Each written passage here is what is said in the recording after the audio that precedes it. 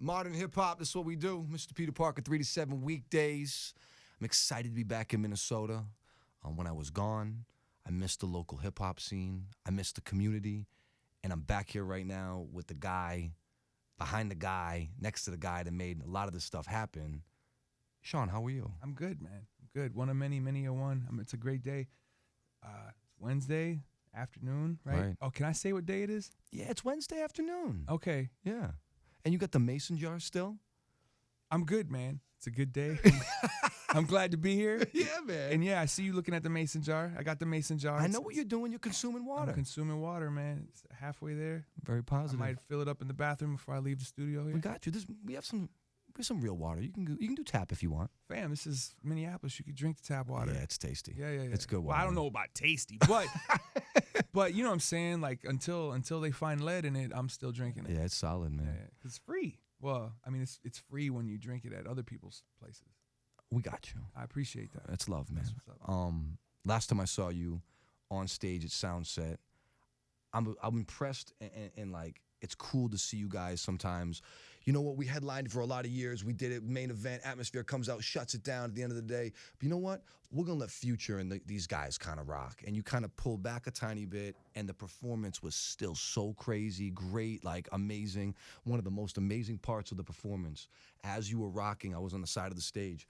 C-Ray's Walls was behind me, screaming at the top of his lungs, "You're catching a body, son!" Like, screaming in my ear. And everyone's like, is this guy drunk? That's my man. No, it's C-Ray's Walls. That's my man. C-Ray's is the dude, you know. He's screaming, and it would be total silence, and you were having this moment, "You're catching a body, son!" And I'm like, oh, no, it's C-Ray's. He's here. Yeah. Very, very dope. Very, very, very, very, very dope. No, that's what's up. No, but to touch off on that, yeah, you know, I just kind of started to feel like us playing last every time was kind of sending the wrong message as far as how I feel about Soundset and how I even feel about the community. And, you know, for years and years and years, I had to, if I were to steal a phrase from the Warriors, I had to bop my way to this theory of the top, you know what I'm saying, and try to get, and then I guess you reach a point where you're kind of like, well, you know, I kind of did my thizzle. I did it. I did what I was set out to do. 100%. So now what are my goals, you know? And truth be told, man, I don't think anybody's goal should be to stand on the top of some little anthill forever. You know what I'm saying? The thing is, if you could get to the mountain and climb it and look and see the view and take a couple of photos of how beautiful it looks, then it's time for you to figure out what's next. You don't want to just camp out and sit up there. And I'm not trying to suggest that I was going to sit at the top,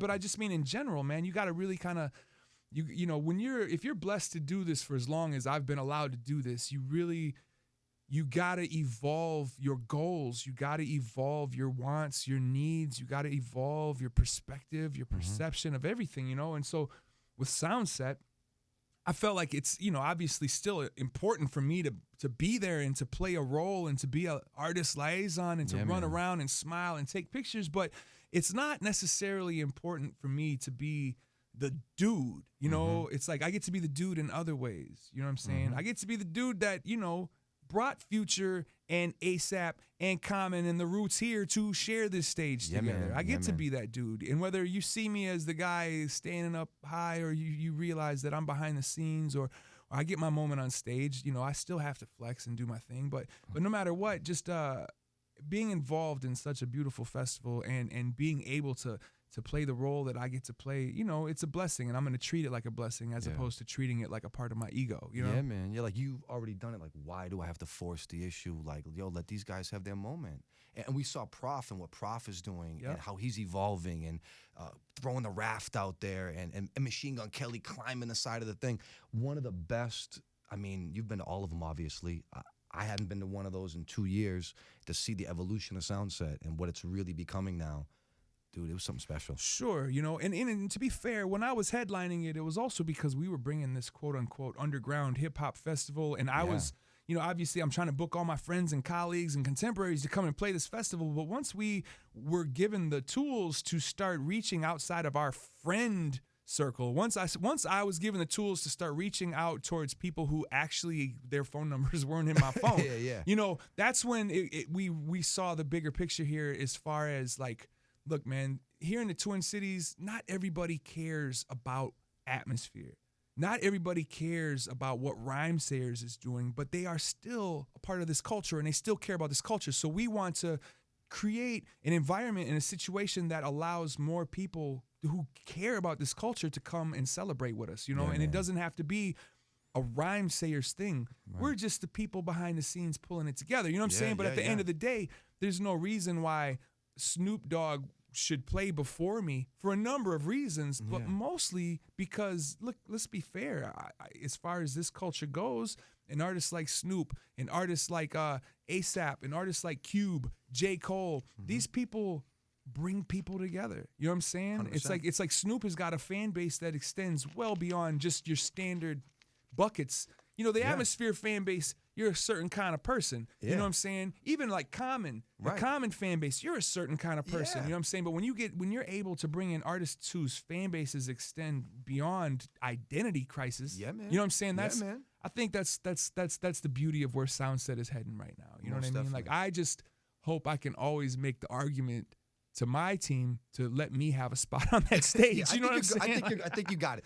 But it was a very cool class move, and I can see the evolution of the festival and the whole thing. I was like, yo, this was cool. Oh, and the new location is phenomenal, amazing. man. You know, Yeah, I had man. my reservations going into it just because, you know, change can be scary and cause anxiety and all that. But and I was also concerned about like the heat on the cement and all that. But man, to be honest, dude, that felt like exactly how this is supposed to feel. Yeah, you know definitely. what I'm saying? Like I was standing there watching the Roots with concrete under my feet and realized this is how I want to see the Roots. Yeah, man. With concrete Yes, under my man. feet. You know what I'm Yes, saying? man. Like, Yes, it's man. like, this is how I want to see this music and feel this music and talk to each other and be out here with each other. You know what I mean? Like, so this was, and plus, you know, it was accessible, man. If you wanted to go, you could go. It wasn't this commitment. You know, it wasn't this like massive commitment that you had to make. You could ride your bike. You could take Yes. a Uber or a Yes. Lyft or get a ride from your mom, whatever. You know what I Yeah. mean? Like, It's in the neighborhood. it's in the neighborhood. Yeah, it was a beautiful thing. How many, up to this date, how many albums has Atmosphere put out?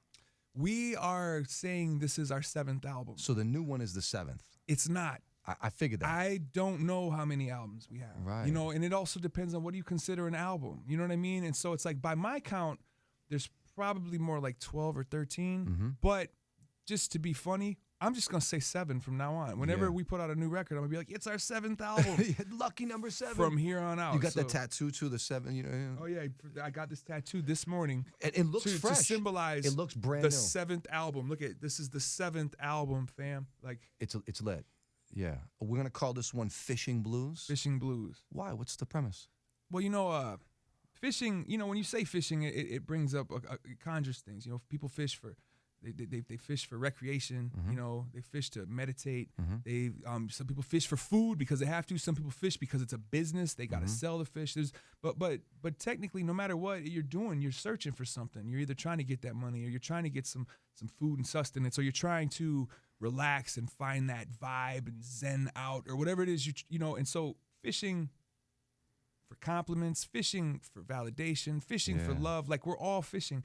And I was like, well, you know, especially when you approach it from like where I would be approaching it from, because I'm not necessarily fishing to pay my rent like I used to be when I was younger. Yeah, I'm not fishing to pay the child support like when I was struggling. Yeah. Life's a little bit better, just a little. You know, Yeah. we're not balling out, but Right. but what am I fishing for now? And those are the things that I kind of deal with on this record and break down different songs about basically different searches, you know, trying to acquire that harmony in your life between, you know, the insular and the selfish parts of you, but also blending it with making sure that you're staying active and doing something outside of yourself and trying to make an impact outside of yourself. And, you know, when you reach a certain point where maybe, let's say, you can escape the immediate struggle, then you also find yourself in these positions of privilege when you could start worrying about things like the water supply and the environment and Right. and you know, those are struggles too. They're definitely a more privileged struggle because it's not that in your face wake up to the struggle, but when you can start considering other elements outside of your immediate surroundings as struggles as well, that becomes what you're fishing for as well, you know. And Yeah. so to me, a lot of these songs as they were coming together felt like they were fitting into that that puzzle, that code. So while we're writing that code, we just happened to be out taking some photos with the homie Dan Monick one day. We were out Lake Nokomis, and there was some canoes there, and one of them had a homemade sticker on the side of it that said Fishing Blues. And when me and Anthony saw that, we were just like, okay, there it is. Take a picture of that, because that's going to be the album. You know what I mean? And, Yeah. And that's why we ended up with the photo of me on the cover wearing the Gophers jersey, the football outfit, you know, and then Anthony sitting on the lifeguard. Yeah. You know, he's basically a lifeguard, but he's wearing a suit. And I'm standing there, I don't know what, Varsity Blues style, with a football on the lake, and there's a duck, and I'm not really sure what all of that's supposed to imply. I was going to ask. But I know when I see it, it looks to me like an album cover. You know what I'm saying? And not only, but like a vintage one. It reminded me of some old school stuff. And also just the title Fishing Blues reminded me of some kind of Minnesota Bob Dylan thing. Yes. So all of it kind of came together for me in that way, you know, as far as visually, and then just what my interpretation of the photo and my interpretation of the title, and it's all this crap. Can I say crap? You can say crap. That's what's up. Yeah, you're killing it right now. that. I appreciate you, man. Are any of the joints that you leaked over the last year or so going to be on the project? No, none of So them. the Kanye West, the Selma Hayek's, the Lonely Rose, none of this is going to be. None of those are on the record. Yeah. Oh, that was a great record. No? I like them. You know what I'm saying? You know, we liked them, but they just didn't. They didn't necessarily fit the mold of what of the puzzle we were putting together. You know, they were part of the process. They were songs that we came up with as we were coming up with these songs. But you know, sometimes when you finish something, you realize, hey, like, I like this a lot, but it doesn't necessarily fit the movement of what we're doing. You know, here's the real issue. Me and Anthony still make quote unquote albums. Yeah. You know, if we were making collections of songs and singles, it'd be a different story, because some of the energy and some of the things that are on those singles would have totally worked as a collection of songs. Yeah. But as an album, when we were looking at the overall theme, especially with where I was coming from with the searching, those particular songs just didn't seem to really fit what we were trying to present as a full album, you know. Yeah. And I'm embracing the fact that I'm at an age, I'm old enough to I'm probably going to be stuck making quote unquote albums for the rest of my life. That's the sequencing it and putting these songs together as this piece that you want people to sit down and listen to as one solid piece. Yes. You know, I realize the rest of the world doesn't necessarily take their music that way anymore. No. But because I always did, I think I'm just going to always be stuck there. You know what I mean? Cool. And whatever, you know, it is what it is. But it's you know, it's kind of like I try to. It's like we write a book instead of a collection of short stories. You know what I mean? Like someday I would love to figure out how to write a collection of short stories, because that's just another code to crack. You know what I mean? That's just another challenge. But as far as this record went, there's just too much theme, and both of us with where we were with our worlds and our lives and the things that we were going through. Too many of these songs are really close to home for us that we couldn't really figure out how to squeeze the Fireflies joint or the Selma Hayek into it, you know? Yeah, man. And after hearing what your theme is for the album, those do sound like different records. It sounds like a different project. Yeah, totally. Almost like that's an EP, and then here comes but just giving them out. That's a good idea. Maybe I should take all them singles and put them on like some sort of like I don't know, some sort of. I wonder what they would feel like if they were combined. You know what I mean? Like, because I believe there were like 7 or 8, and I still got a couple more, you know, in the bag waiting to kind of fire off as well. But also, I don't want to be that dude that's just out for money and just making, hey, here's buy this now, buy that one, buy this one. Here. Give me all your money. Nah, dude. Nah. Figure it out. Definitely dope music so far. I'm excited to see this Fishing Blues come to fruition. Let's talk about the Ringo deal. You got a new single, something off this you guys are leaking today. It's called Ringo. It's called Ringo. Yeah, man. It's a song about, you know, when I wrote the song, it was basically about the rise and the fall, or the fall and the rise. But just about when you're in the position like I've been, you know, fortunate enough to be put in, where I've been able to do this for a long time and make friends with other people who do this for a living. It's their careers. You really get to watch the spectrum people go through from one side to the other side. You know, I've watched great people turn into just total pieces of crap. I've watched people who are pieces of crap turn into amazing people. You know, I've watched births and rebirths on top of rebirths of people going through stuff. When you're the kind of person that puts yourself in front of the public, you end up doing that in front of everybody. Yeah, man. And that's kind of what this song was about, you know. And it's not so much to say that the character in the song really is me, you know what I mean? But it was more kind of like it's a character that I fully relate to, you know what I'm saying? Yeah. And maybe it was me 5 years ago or 10 years ago, or maybe it's me 10 years from now. I'm not sure. Right. But just to watch that transition, just to watch transitions of humanity, you know what I'm saying? What we go through, because you know, there's a TV show on, I don't want to just name it because I don't know if we're allowed to say names of things, but there's a TV show and it's got like a mom of dragons, hint, hint, where when you watch this show, every single character I've noticed is somebody that you hate at one point and you love at one point. Like the whole roster of characters are all, they do a good job of showing you that all humans are good and evil. There's not just good guys versus bad guys, but the good guys are also bad guys, and the bad guys have good stuff. And so that's kind of similar to how I see art and artists and the people who create it. I mean, I see all of us like that, but artists actually wear it and put it in front of us, whether through their photos or their sculptures or their music or what have you, you know? And so this song was kind of like about that. It's about celebrity and just the transition of celebrity of becoming a good person or becoming a bad person, and how it is what it is. Oh my God, I told myself that I was going to put money in a jar every time I say the phrase, it is what it is. Yeah. Go ahead. I got to You got to finish the jar off, yeah. Did you have a chance to watch any of that O.J. Simpson documentary? Not yet. It is amazing, and it's what you're speaking of. Okay, I hear good things. You know what I mean? I hear it's amazing. Episode 1. Yeah. I'd seen it. I saw 3, 4, and 5, and I went back and watched 1 last night, and it was way before our time. O.J. was the biggest athlete at the time in the world ever. He was the greatest athlete of all time. He was so loved, and he was like, and his character was so high. To think of how we know O.J. now and how he was remembered, it's that rise, and it was crazy, man. And that someone so good and that did so much good and so many people loved had something bad in him like that. Sure. It's kind of scary. It's when you watch it, you're gonna dig it. So you like, I haven't seen it. I didn't even get to watch the miniseries with Cuba Gooding Jr. Yeah. But so does the documentary suggest that O.J. is guilty? Oh man, I'll put my life on it. Here's my thing: like, whether or not he's guilty, there's something that one of my homies was just talking to me about was and I'm gonna speak way out of turn here, just because I wasn't there to see or read about any of this. I just was listening to my friend tell me about it. But there's some new theories going on because, you know, when some of these football players have passed away, they've cracked open their heads and they found this basically dark matter inside of their brain. They go crazy, yeah. And so the theory is it's possible that maybe O.J. has some of that dark matter from impacts. And you saw the helmets they wore in the 60s? Yeah. They were like paper. But they won't know until after O.J. passes away because they can't look inside until you're dead. You know what I'm saying? So it's interesting. No, there's so many levels and layers to it, and I think it's, you know, sports and art and music are so like right on the same page.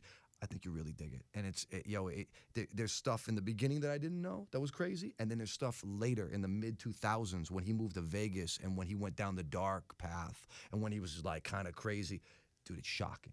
It's crazy. NFL better watch their back. The NBA is really trying to come for that money. NFL got to fix it, man. They got to fix the injury situation and the acting out, or I don't want to say acting out, but just people just kind of flipping out. Like, there's a lot of violence off the field. You know what I'm saying? And here's what I suggest, man: take away the protective gear, take away the helmets, take away the padding. Make them play this game without the protective gear because they won't be hitting each other like that anymore. It'll be like rugby, you know what I'm saying? Yeah. But with the American personality. It's the helmet-to-helmet explosion. I played football in high school, and when you hit someone head-on like that, I never felt anything. It felt like your head explodes. It's like running as fast as you can and helmet-to-helmet. it's scary. That sounds whack to me. It's crazy. That sounds it's whack crazy. to me, man. I play free safety. It was pretty ruthless. It was pretty crazy. Yeah, no, a little like, oh, I'm feeling like a little gray matter. Am I? You know what I mean? It's cool, man. It's cool. I'm excited to hear the project. The single is fire. I mean, you guys have proven time and time again. You guys are leaders. Class act, great music. Man, thanks for putting this thing together for us. I appreciate that, man. Thank you. Thanks for, thank you for letting us still do this for a living. You know what I mean? And technically, even when it reaches the point where maybe it's not for a living, maybe once I move on and sell car insurance or something, Right. I still want to make music for the rest of my life. You know what I'm saying? And so it's like I appreciate, not just the fact that there's an audience for it, but I appreciate the fact that even venues like this, you guys still are supportive. You guys look out for what we're doing, and you keep an ear to what's going on in that world. And I really appreciate that. It's a beautiful thing, especially to have so many people in my city have my back. You know what I mean? So, oh yeah, thank you for that. It's cool. And also, we dropped a video today for Ringo too. So if anybody wants extra help interpreting what the song's about, we made a video. A homie named Kron directed it and basically did a great job of interpreting the song, but for a visual sense. I don't want to give away what the video's about or anything like that, but anybody that wants to see it, just feel free to turn on your smartphone and look it up. It's on your phone right now. Look in your phone. Yeah, go find it. Enjoy it. One last question. Yeah. Are you excited about voting this year? Yeah, I'm as excited about voting as I always am. You know what I mean? It's one of those things where it's kind of like, I'm not like, ooh, I can't wait to go in there and make my decision. You know what I'm saying? But, I feel like this is an important year because I think a lot more people than ever are really starting to see through the joke. You know what I'm saying? The joke that our political system is and always was. I won't even say has become. Right. Because I have a feeling that it was built this way on purpose. You know what I'm saying? Like this is a part of a grand scheme that has been confining us forever. And I feel like more and more people are finally, not enough yet. We it's gonna take some time, but I do think in time we are getting closer and closer to having a multiple party situation. Yeah. You see more and more Green Party and third party politicians getting involved at a city level, at a state level, right. And I think that in time, maybe we will have the opportunity to look for more than just a 2-candidate situation when voting. I'm not voting for either of those main candidates. I'm going to go Green Party this year. I don't believe in voting for the lesser evil. When I was younger, I felt a little bit more like, I'll place a vote to keep Bush out. I'll place a vote to keep this person out. I didn't want the first Clinton, but the option was what? You know what I'm saying? I didn't want Bush, so I'm right. gonna vote for Gore. You know what I mean? Right. But truth be told, like, I really have never felt like any of these people have ever represented my wants, my needs, my thoughts, my opinions. So I'm definitely going third party this year. I'm gonna go Green Party. Right now, I'm standing with Dr. Jill Stein, and yeah, I people go, why? That's a wasted vote, and I'm like, you know what? A wasted vote is voting for somebody you don't actually believe in. You know what I'm saying? My vote, I'm voting for somebody that I actually would like to have as the president. You know what I'm saying? And whether or not you believe that, she has a chance, or whether or not you think I should be placing my vote with somebody to keep somebody else out. Like, the bottom line is, if I don't use my voice to get to say what I want, then we are never going to reach that point where we are allowed to start letting more people into the situation, and it's like, so the more and more people that do make that choice outside of those two parties, the more those two parties are going to go, oh my goodness, third party's starting to get more and more popular, and they're going to have to really start dealing with us like that. Yeah, man. They're going to have to start talking to us like they know we have other options, because right now, Clinton, Trump, they will continue to talk to you like you don't have another option. They will continue throwing stuff down your throat like you don't have another option. And to me, that's what they call fear mongering. Clinton's going to tell you, you got to vote for me, otherwise Trump's going to be your president. Trump's going to tell you, you got to vote for me or else Clinton's going to be your president. And truthfully, they're both crooks. You know what I'm saying? Like, I wouldn't I wouldn't let either of them watch my kids. You know what I'm saying? And so it's like, I'm not trying to vote for them. No, I dig it. Thank you for letting me say that. Yeah, just keeping it 100. I figured you would.